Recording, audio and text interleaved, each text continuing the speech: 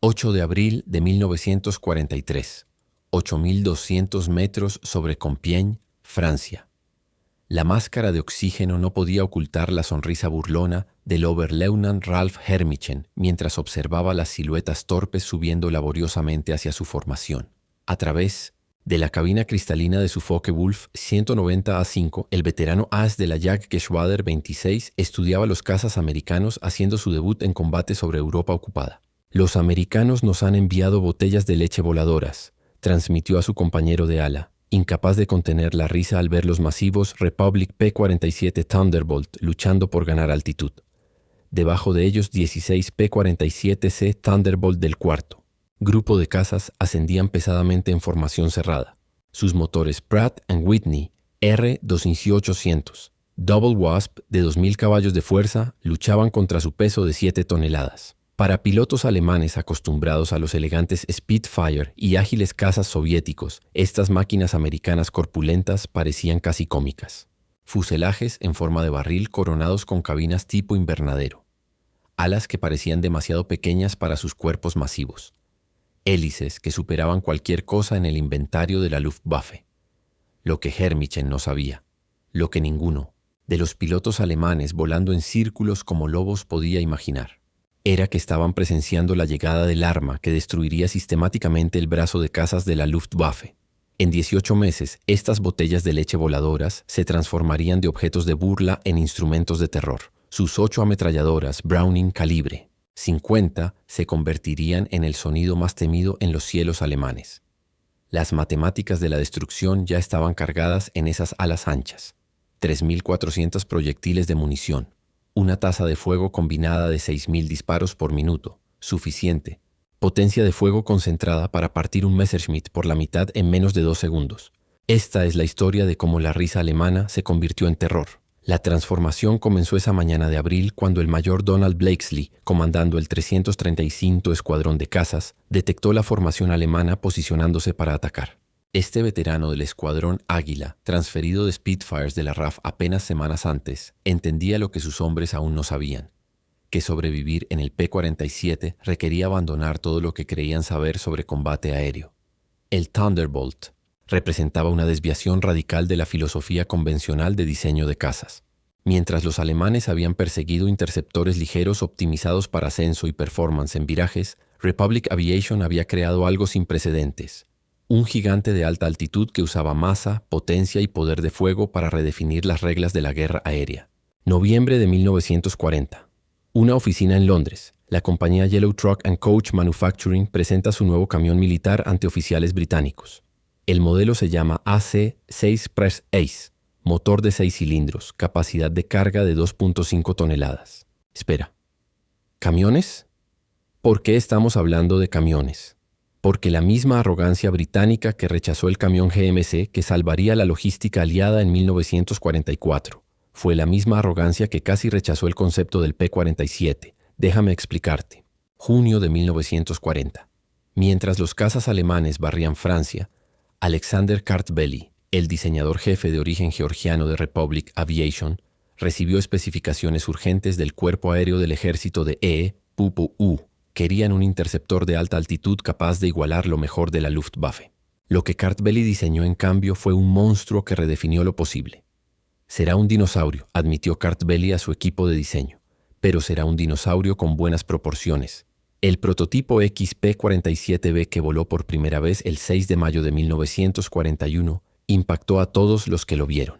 Con 4.490 kilogramos en vacío, pesaba 65% más que su predecesor, el P-43 Lancer. El masivo sistema de turbo sobrealimentador, con su complejo sistema de ductos corriendo por el fuselaje trasero, le daba una apariencia casi embarazada. Los pilotos de prueba acercándose a él por primera vez invariablemente hacían la misma pregunta. ¿Esta cosa realmente vuela? No solo volaba, volaba como ninguna otra cosa a gran altitud. El motor Pratt & Whitney R-21800 Double Wasp, un radial de 18 cilindros produciendo 2.000 caballos de fuerza, podía mantener potencia completa a 8.200 metros, donde los cazas alemanes jadeaban por aire. El turbo sobrealimentador, alimentado por gases de escape, entregaba rendimiento a nivel del mar en la estratosfera, pero los primeros meses fueron un desastre. El mayor Hubert Hubb Semke, comandando el 50º puesto grupo de cazas entrenando en Bridgeport, Connecticut, inicialmente despreciaba el avión. Su unidad perdió 18 pilotos y 41 aviones en accidentes de entrenamiento entre septiembre de 1942 y enero de 1943. El P-47 mató más americanos en entrenamiento que alemanes en los primeros meses de combate. Se daba vueltas en el aterrizaje. Se volteaba en el despegue por torque. Y se zambullía con tal entusiasmo que los pilotos descubrieron la compresibilidad. Sus controles se congelaban cuando ondas de choque se formaban en las alas. Pero aquellos que lo dominaron descubrieron algo extraordinario. El teniente Robert Johnson, un chico de granja de Oklahoma que se convertiría en uno de los principales ases de América con 27 victorias, describió su primer vuelo.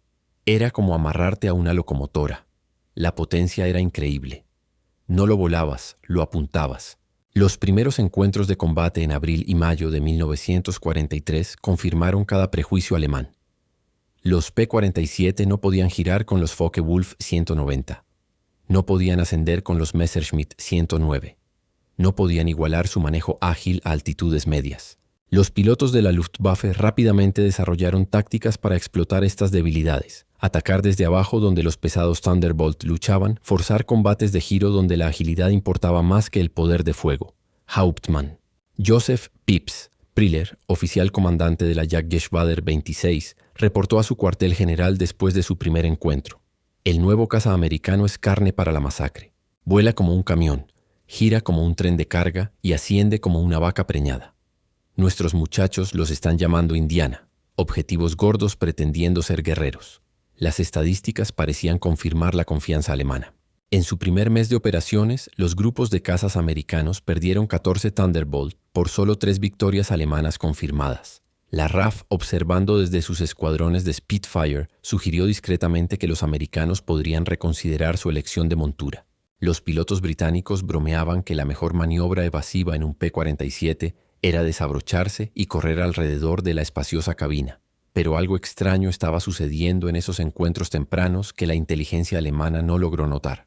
Los P-47 que eran derribados habían absorbido un castigo increíble antes de caer. Un avión regresó de una misión del 4 de mayo con 21 agujeros de cañón y más de 100 impactos de ametralladora, daño que habría desintegrado un Messerschmitt o Spitfire.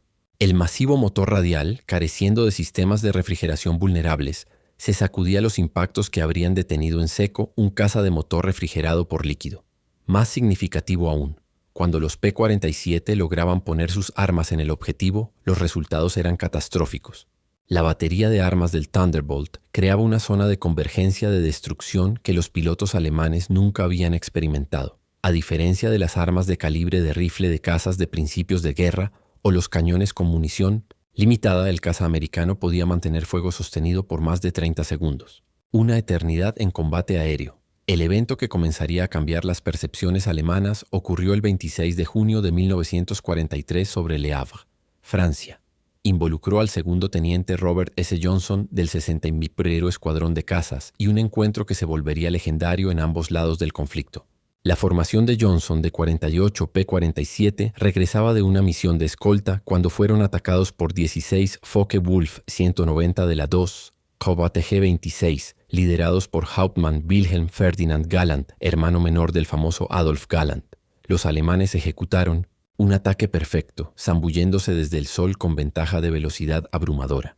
El Thunderbolt de Johnson, volando en la retaguardia de la formación, fue atrapado en el fuego cruzado de múltiples atacantes. Recibió daño catastrófico en los primeros segundos del combate. 2 proyectiles de cañón de 20 mm explotaron sobre su avión.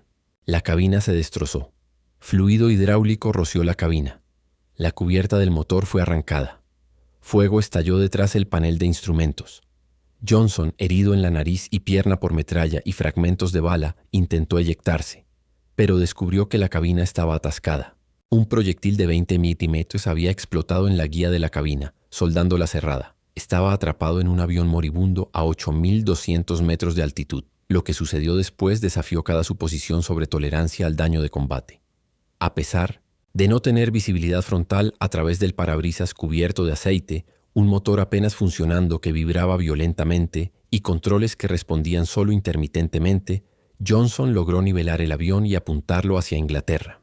El P-47 continuó volando con daño que habría reducido cualquier otro caza a escombros cayendo. Entonces empeoró. Un solitario Focke-Wulf 190, pilotado por un aviador desconocido de la 2 OG-26, descubrió al Thunderbolt lisiado cojeando hacia el canal a menos de 275 km/h. La investigación histórica nunca ha identificado definitivamente a este piloto, aunque varios nombres han sido propuestos basándose en reportes de combate alemanes de ese día.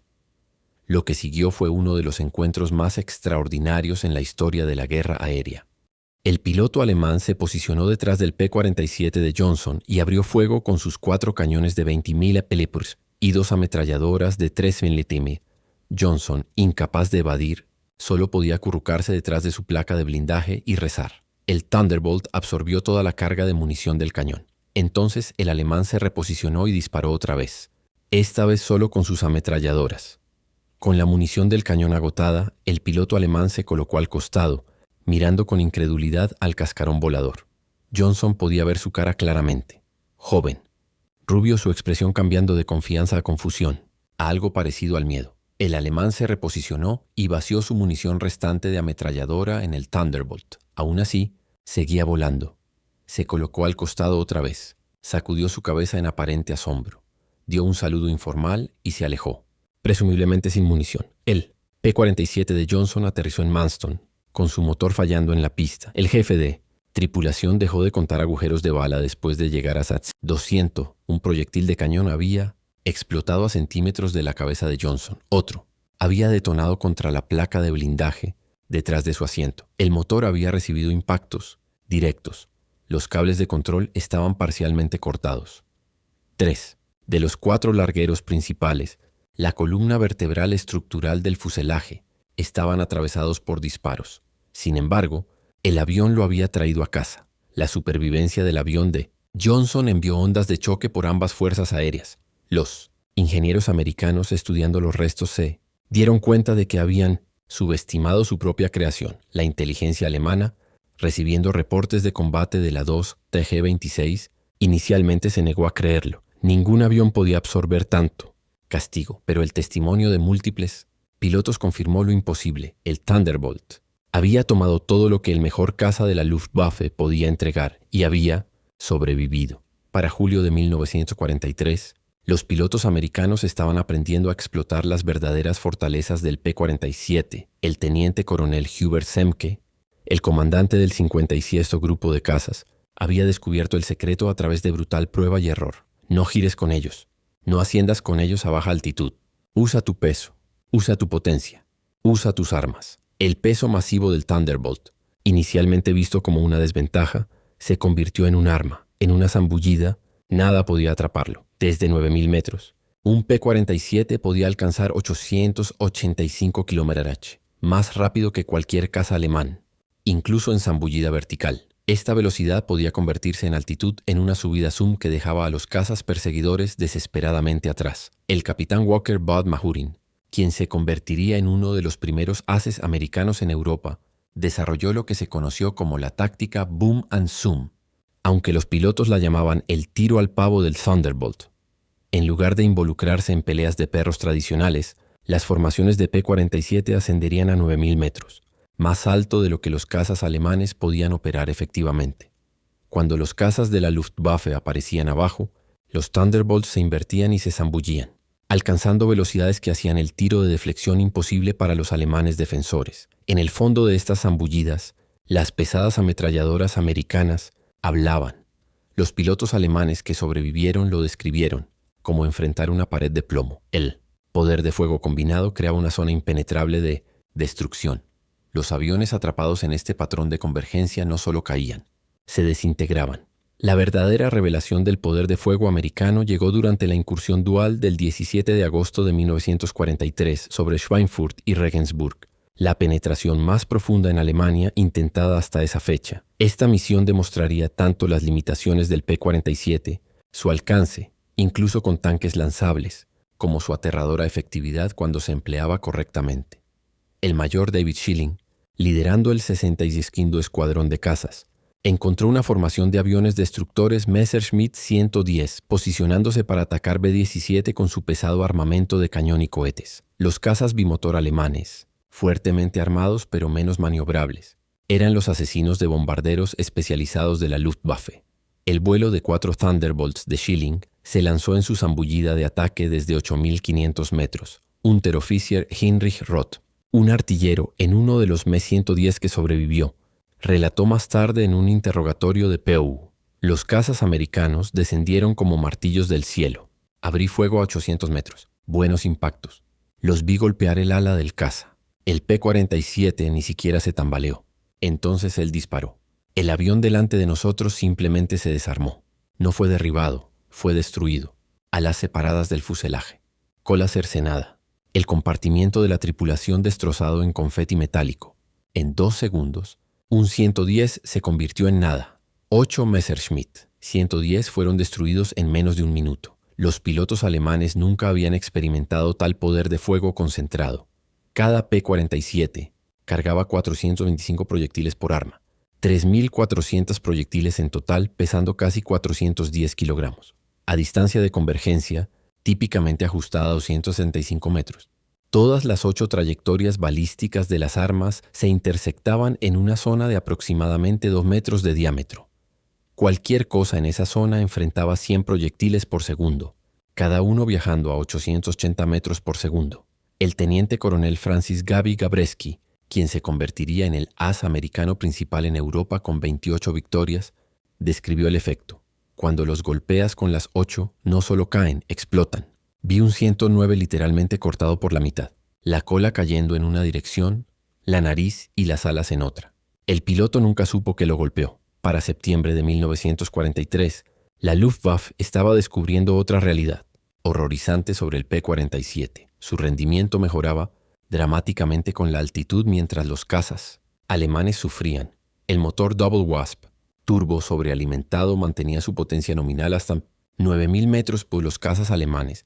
Dependiendo de sobrealimentadores mecánicos de 1 o 2 etapas, veían su rendimiento degradarse significativamente por encima de 7.600 metros. Oberleutnant Hans Philipp, uno de los ases más exitosos de Alemania con 206 victorias, encontró esta realidad fatalmente el 8 de octubre de 1943, liderando Jagdgeschwader-1 contra una formación de B-17 a 8.500 metros sobre Bremen. Philipp encontró su Focke-Wulf 190 A6 perezoso y no respondía en el aire delgado. El motor BMW 801, poderoso a altitudes medias, estaba jadeando por oxígeno a casi 9 kilómetros sobre la tierra. Cuando P-47 del 56º grupo de cazas se zambulleron sobre su formación desde 9.700 metros, los cazas alemanes eran blancos fáciles. Robert Johnson, ahora un piloto de combate experimentado en camino al estatus de AES, volaba a 9.400 metros cuando detectó el distintivo Focke-Wulf de Philipp con su elaborado arte de nariz. El reporte de combate de Johnson fue clínico. Abrí fuego a 275 metros, deflexión de 30 grados. Observé impactos a lo largo de todo el fuselaje. El avión enemigo explotó. No se observó paracaídas. La muerte de Philipp envió ondas de choque a través de la Luftwaffe. Si uno de sus mejores, un hombre que había sobrevivido más de 500 misiones de combate en los frentes oriental y occidental, no podía sobrevivir contra los Thunderbolts. ¿Qué oportunidad tenían los pilotos promedio? El alto mando alemán ordenó una investigación inmediata sobre las capacidades del P-47. El reporte entregado al Reichsmarschall Hermann Göring en noviembre de 1943 fue sombrío. El techo de servicio del Thunderbolt excedía 12.800 metros. Más alto de lo que cualquier caza alemán podía alcanzar. Su velocidad de zambullida se aproximaba a la barrera del sonido. Su blindaje incluía una placa de acero de 10 milímetros detrás del piloto, parabrisas antibalas de 12 milímetros y placas de deflexión blindadas alrededor del motor.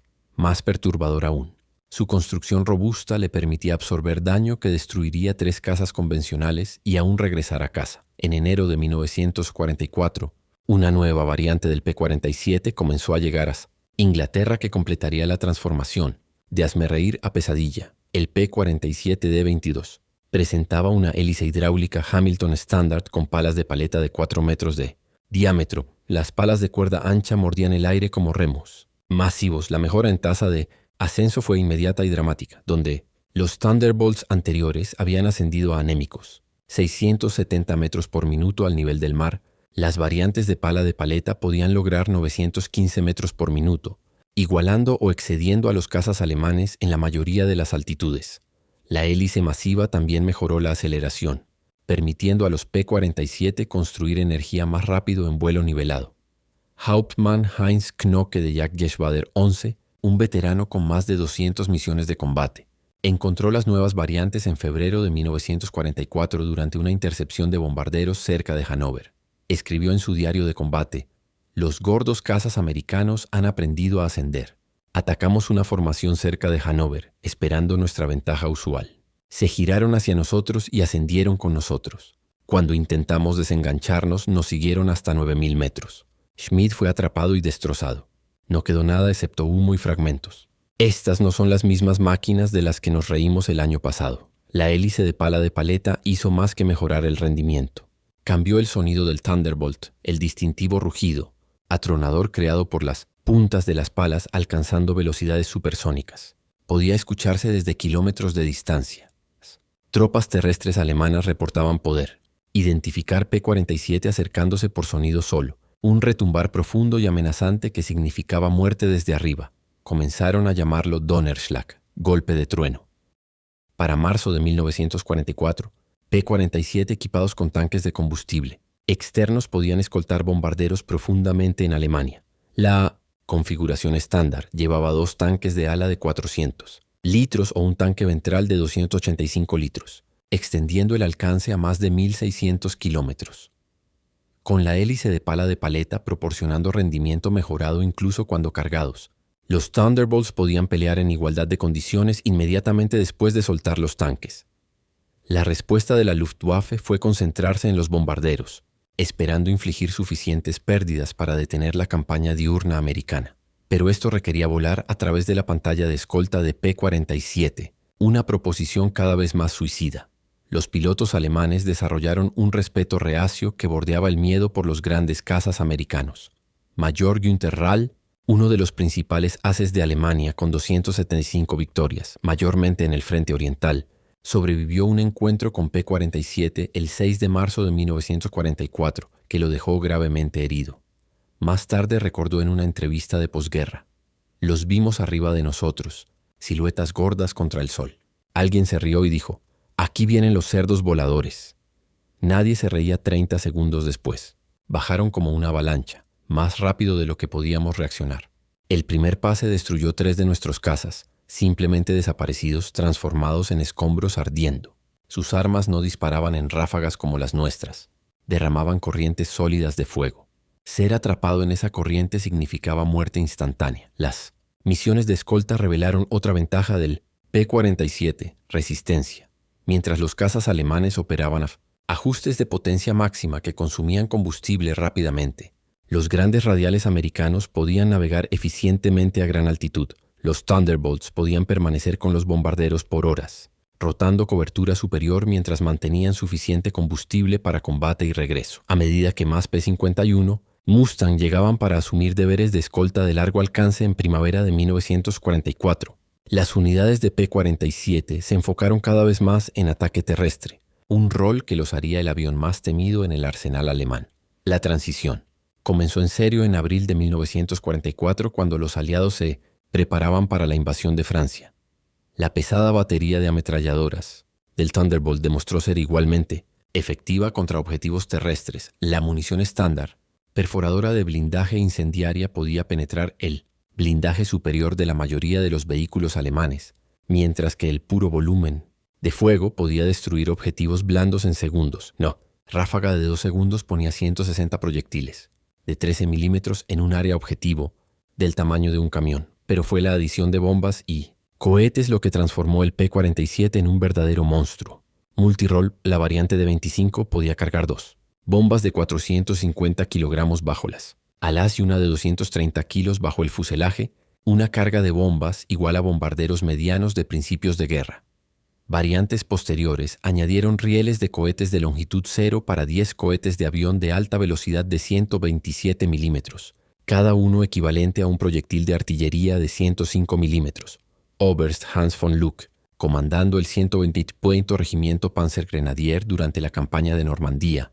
Experimentó ataques terrestres de P-47 de primera mano. Venían bajo, tan bajo que podías ver las caras de los pilotos. El sonido era aterrador. Motores rugiendo, cohetes chillando. Entonces el martilleo de esas pesadas ametralladoras. Una columna de nuestros camiones simplemente dejó de existir. 20 vehículos transformados en restos ardiendo en un pase. El efecto psicológico en los hombres fue devastador. Los llamaban jabos, cazabombarderos. Pero estos eran algo más allá de eso. Eran artillería voladora con la precisión de francotiradores. El 6 de junio de 1944, la Luftwaffe descubrió cuán completamente el equilibrio de poder había cambiado. Más de 500 P-47 proporcionaron cobertura aérea para la invasión, creando un paraguas impenetrable sobre las playas. Los cazas alemanes, intentando alcanzar las zonas de desembarco, fueron masacrados. Oberleutnant Wolfgang Fischer, de Jagdgeschwader II, uno de solo 3 pilotos alemanes en alcanzar las playas ese día, reportó: el cielo pertenecía a los americanos. Thunderbolts estaban apilados desde el nivel del mar hasta 9.000 metros. Intentamos romper a través al amanecer. 12 cazas de nuestro grupo. Yo fui el único en regresar. Los P-47 estaban esperando en cada altitud. No podías escalar sobre ellos. No podías zambullirte bajo ellos. Sus armas convirtieron nuestros cazas en lluvia de aluminio. En las semanas siguientes al día D, los P-47 destruyeron sistemáticamente el movimiento alemán a la luz del día. Las estadísticas fueron asombrosas. Solo en junio, los Thunderbolts de la 9ª Fuerza Aérea reclamaron 651 locomotoras, 3.847 camiones, 512 tanques y vehículos blindados, y 4.553 vehículos de tracción animal destruidos. La Wehrmacht fue forzada a moverse solo de noche, obstaculizando severamente su capacidad de responder a los avances aliados. Los alemanes intentaron todo para contrarrestar la amenaza del Thunderbolt. Reforzaron el blindaje de vehículos, desplegaron más cañones antiaéreos, desarrollaron nuevas técnicas de camuflaje. Nada funcionó. La combinación del P-47 de velocidad, blindaje y poder de fuego los hizo casi imparables. Incluso los temidos cañones flak de 88 milímetros luchaban para rastrear los cazas de movimiento rápido a baja altitud. Mientras devastaba Europa, el P-47 simultáneamente estaba probando su valor en el Teatro del Pacífico. El 300 Pecartamoyo O, grupo de cazas operando desde Nueva Guinea, descubrió que las cualidades del Thunderbolt estaban perfectamente adaptadas a las vastas distancias y condiciones duras de la Guerra del Pacífico. El coronel Neil Kirby, comandando el 340 O, desarrolló tácticas específicamente para el Pacífico. El 11 de octubre de 1943, Kirby lideró 4 P-47 contra 40 aviones japoneses sobre Wewak, derribando 6 aviones enemigos él mismo en una sola misión, ganándole la medalla de honor. Los japoneses, acostumbrados a pelear cazas americanos ágiles pero frágiles, no estaban preparados para la combinación del P-47 de poder de fuego y durabilidad. El as japonés Saburo Sakai, quien encontró P-47 sobre Nueva Guinea, escribió más tarde: los llamábamos monstruos. Nuestro cañón de 20 milímetros, que podía destruir un P-40 con unos pocos impactos, parecía no tener efecto. Puse docenas de proyectiles en un Thunderbolt y lo vi volar lejos. Su fuego de retorno era aterrador. Corrientes de balas pesadas que destrozaban aviones.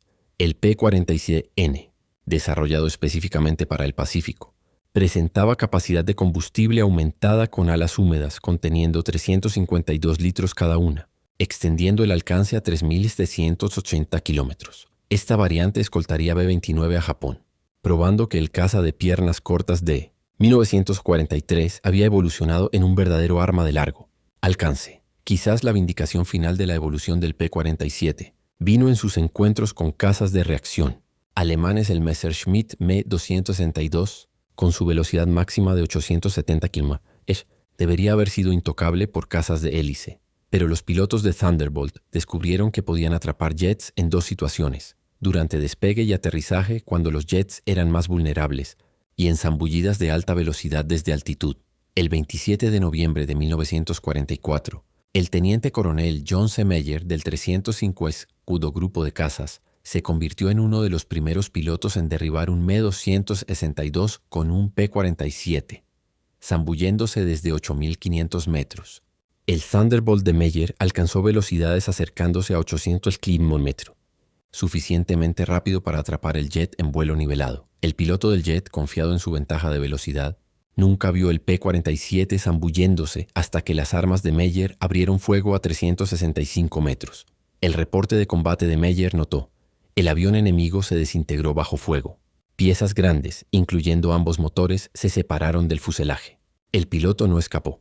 El fuego concentrado de las armas calibre .50 demostró ser más efectivo de lo que anticipamos contra aviones de reacción. Para principios de 1945, variantes especializadas P-47M fueron desplegadas específicamente para contrarrestar jets alemanes y bombas volantes. B-1, con inyección de agua metanol, impulsando la potencia a 2.800 caballos de fuerza y aerodinámica refinada, estos Thunderbolts definitivos podían alcanzar 750 km/h en vuelo nivelado a 9.000 metros, suficientemente rápido para interceptar incluso jets bajo ciertas condiciones. El mayor George Bostwick, comandando el 67 Escuadrón de Cazas equipado con P-47M, derribó dos Me-262 en marzo de 1945. Su reporte táctico enfatizaba poder de fuego sobre velocidad. Los jets son más rápidos, pero no pueden girar y no pueden recibir castigo. Una buena ráfaga de nuestra batería y se desmoronan como si estuvieran hechos de papel. Tienen que reducir velocidad para atacar bombarderos. Es cuando los atrapamos. La demostración final del poderío industrial americano vino durante la Operación Bodenplatte, el intento desesperado de la Luftwaffe de destruir el poder aéreo aliado el 1 de enero de 1945. Casi 900 cazas alemanes, incluyendo sus mejores pilotos restantes, lanzaron ataques sorpresa en aeródromos aliados a través de Bélgica y los Países Bajos. En el aeródromo I-34 cerca de Metz, hogar del 366 Grupo de cazas con P-47, el ataque inicialmente tuvo éxito. Los cazas alemanes destruyeron 22 Thunderbolts en tierra junto con varios otros aviones. Un piloto alemán capturado traído al puesto de comando señaló los aviones ardiendo y se burló. ¿Qué piensan de eso? La respuesta del mayor George Brooking se volvió legendaria. A través de la 9ª Fuerza Aérea, señaló la línea de vuelo, donde las tripulaciones de tierra ya estaban empujando aviones dañados a un lado y preparando posiciones para reemplazos. Para mañana tendremos 40 nuevos. ¿Cuánto tiempo les tomará reemplazar sus pilotos? La sonrisa del piloto alemán desapareció. Dentro de 48 horas, P-47D-40 recién salidos de fábrica llenaron la línea de vuelo. Volados desde depósitos en Inglaterra, la Luftwaffe perdió 271 aviones y 213 pilotos en Bodenplatte, incluyendo muchos instructores y líderes de escuadrón irreemplazables. Estas pérdidas nunca pudieron reemplazar. Los americanos perdieron 134 aviones en total a través de todos los aeródromos atacados, todos reemplazados dentro de una semana. Los números contaban la historia de derrota inevitable. Republic Aviation produjo 15.683 P-47 durante la guerra, más que cualquier otro caza americano. En producción pico, la fábrica de Farmingdale en Long Island completaba un Thunderbolt cada hora alrededor del reloj. La planta de Evansville en Indiana, construida de tierras de cultivo vacías en 1942, estaba produciendo 500 aviones por mes para 1944. Cada P-47D requería 65.000 partes individuales, 13 kilómetros de cableado eléctrico, 910 kilogramos de aluminio y 135 kilogramos de caucho. El motor solo contenía 2.400 componentes individuales maquinados a tolerancias de milésimas de pulgada. Sin embargo, trabajadores americanos, muchos de ellos mujeres que nunca habían visto un avión antes de Pearl Harbor, ensamblaban estas máquinas complejas con precisión que excedía estándares de tiempo de paz. La producción de munición fue igualmente asombrosa. Cada salida de P-47 requería 3.400 proyectiles de munición calibre .50, con cientos de Thunderbolts volando misiones diarias. El consumo de munición excedía 10 millones de proyectiles por mes para mediados de 1944. El arsenal de Lake City en Missouri, una de varias plantas de munición, producía 30 millones de proyectiles mensualmente. Cada cartucho fue manufacturado a tolerancias medidas en 10 milésimas de pulgada, asegurando alimentación confiable a través de los mecanismos de armas sincronizados. El consumo de combustible era enorme.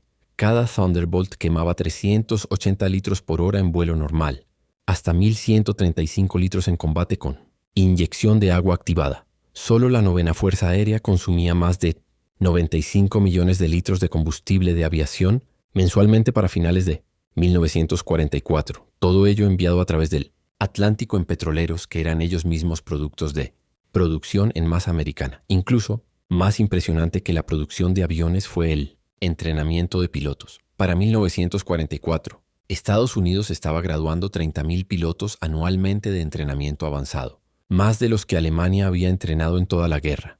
Cada piloto de P-47 recibía un mínimo de 400 horas de entrenamiento de vuelo antes de entrar en combate, incluyendo 100 horas en cazas avanzados. Los pilotos alemanes, en contraste, estaban entrando en combate con menos de 100 horas de tiempo total para el final de la guerra. La calidad se mostraba en combate. Los pilotos americanos llegaban a Europa entrenados en vuelo de formación, navegación instrumental, artillería y tácticas. Habían practicado contra aviones alemanes capturados, entendiendo las capacidades y limitaciones de su enemigo. Conocían sus sistemas de avión íntimamente, habiendo estudiado manuales técnicos que los pilotos alemanes nunca recibieron. El teniente Eugene Roberts, llegando a Inglaterra en septiembre de 1944, ejemplificaba la ventaja de entrenamiento americana. Tenía 420 horas en mi bitácora, incluyendo 75 horas en el P-47. Había disparado a objetivos remolcados, practicado tiro de deflexión, estudiado película de cámara de arma de combate real. Mi primera misión sabía exactamente qué hacer. El piloto alemán que enfrenté no pudo haber tenido la mitad de mi experiencia. Ni siquiera fue una pelea justa. En marzo de 1945, Oberstleutnant Joseph Priller, el mismo piloto que había burlado los P-47 como vacas preñadas 2 años antes, fue entrevistado por oficiales de propaganda alemanes buscando elevar la moral. Su declaración, considerada demasiado desmoralizadora para publicación, reveló la completa transformación en las actitudes alemanas. El Thunderbolt es el mejor cazabombardero jamás construido. Su poder de fuego no tiene precedentes. Armas que nunca se atascan, nunca se sobrecalientan, nunca se quedan sin munición en combate normal. Carga bombas como un bombardero mediano, dispara cohetes como artillería y pelea como un caza cuando se necesita. Pero más allá de la máquina está lo que representa, producción americana ilimitada. Ellos pierden 10, construyen 20. Nosotros perdemos 1, se fue para siempre. Sus pilotos llegan mejor entrenados que nuestros instructores. Tienen combustible para entrenamiento, munición para práctica, repuestos para todo. Nosotros no tenemos nada excepto coraje. Y el coraje sin recursos es solo derrota retrasada. Nos reímos de ellos en 1943. Ya no nos estamos riendo. Cuando escuchas esas armas, sabes que la muerte ha venido llamando. El sonido nos persigue. Mecánico. Preciso. Imparable. Como todo lo americano, se trata de superioridad material abrumadora. No nos vencieron a través de mejores tácticas o pilotos más valientes. Nos enterraron bajo una avalancha de acero y plomo. Para abril de 1945. La Luftwaffe existía en gran parte en papel. Escaseces de combustible. Dejaron en tierra la mayoría de los aviones. Pilotos experimentados. Estaban muertos o capturados.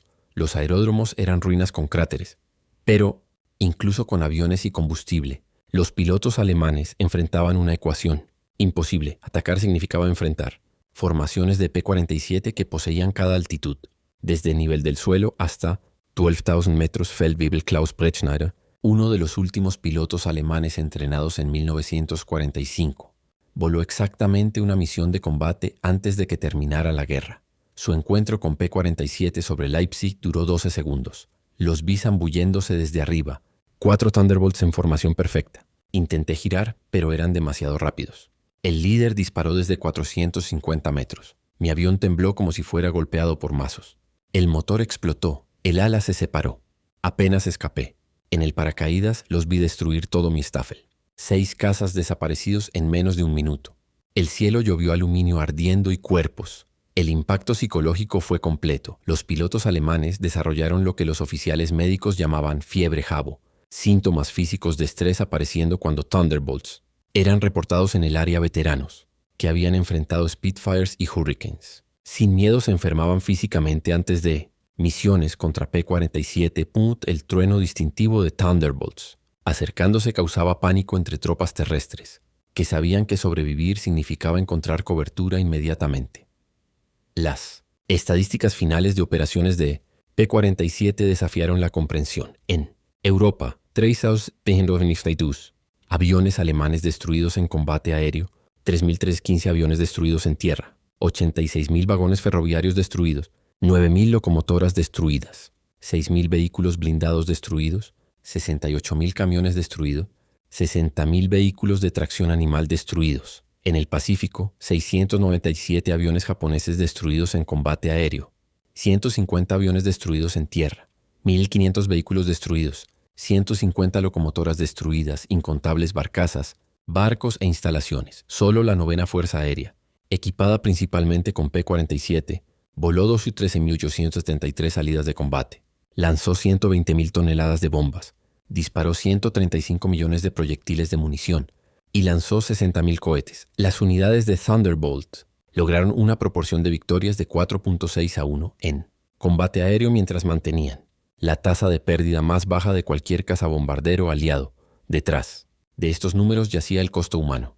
La Luftwaffe perdió aproximadamente 28.000 pilotos muertos en combate contra las fuerzas aliadas occidentales. Muchos cayeron ante el fuego concentrado de las ametralladoras pesadas americanas. Cada pérdida representaba años de entrenamiento que Alemania nunca podría reemplazar. Para el final de la guerra, el piloto de caza alemán promedio tenía menos de 30 horas de experiencia de combate. El piloto promedio de P-47 tenía más de 200 horas. En el centro de interrogación de la Luftwaffe en Oberursel, pilotos aliados capturados eran interrogados por inteligencia alemana. Los registros capturados en 1945 revelaron evaluaciones alemanas de aviones aliados. El archivo sobre el P-47, actualizado continuamente a través de la guerra, mostró la completa reversión de opinión. Abril de 1943. Caza grande, no maniobrable. Inferior a tipos alemanes en todos los parámetros de rendimiento, excepto velocidad de zambullida. Armamento de ametralladora insuficiente contra cazas armados con cañón. Evaluación, amenaza mínima.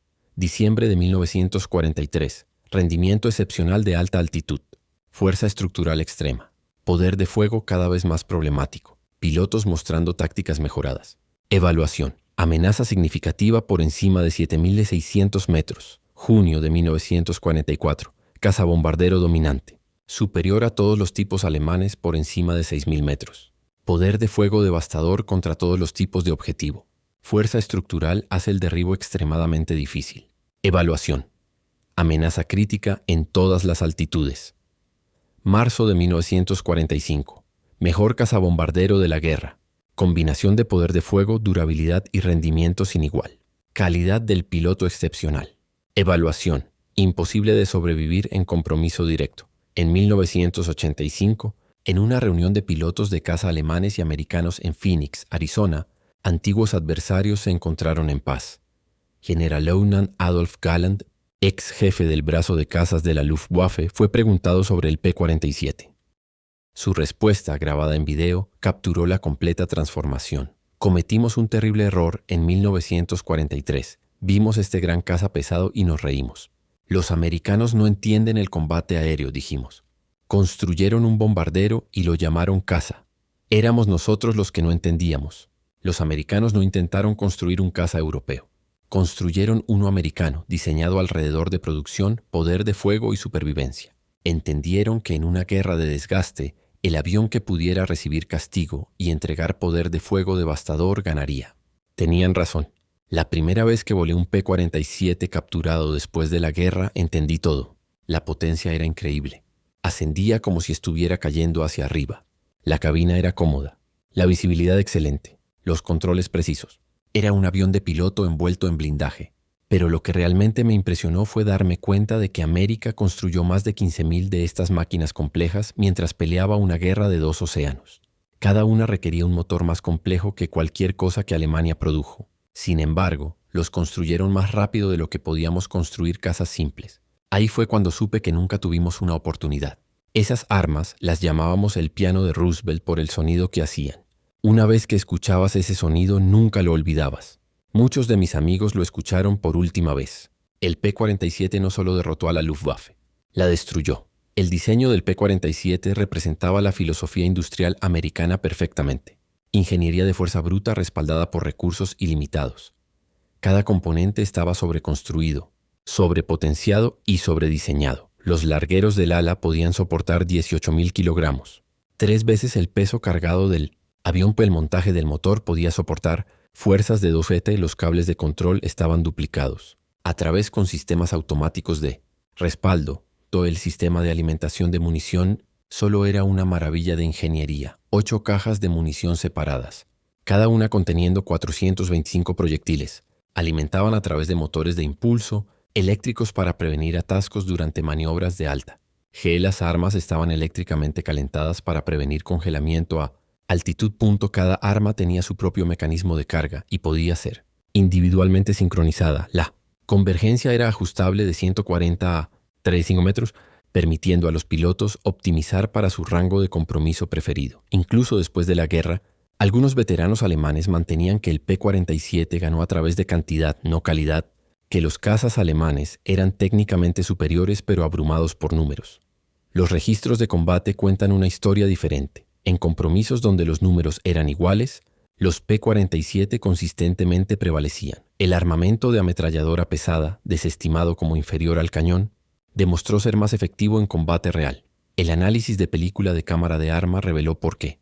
Los proyectiles de cañón, mientras individualmente más destructivos, requerían puntería precisa y tenían munición limitada. Típicamente 120 a 200 proyectiles en total. Las armas del P-47 creaban una nube de probabilidad de balas que garantizaba impactos, incluso con puntería imperfecta. A rangos de compromiso típicos, una ráfaga de 2 segundos ponía al menos 20 proyectiles en un objetivo de tamaño caza, suficiente para asegurar destrucción. La munición misma era superior. Los proyectiles perforadores de blindaje, incendiarios americanos, calibre .50 usaban una espoleta de acción retardada que aseguraba penetración antes de detonación. El compuesto incendiario ardía a 1650 grados Celsius, suficientemente caliente para encender estructura de aluminio.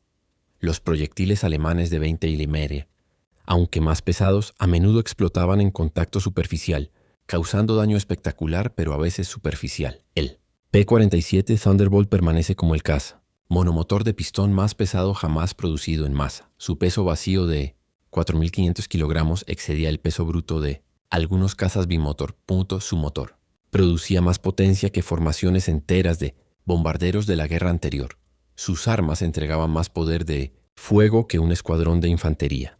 Sin embargo, fue construido por miles, volado por muchachos apenas salidos de secundaria y mantenido bajo condiciones de combate por mecánicos que aprendieron su oficio en semanas. La transformación de la opinión alemana de burla a terror tomó menos de 2 años. En ese tiempo, la botella de leche voladora se convirtió en el avión más temido en la experiencia de la Luftwaffe.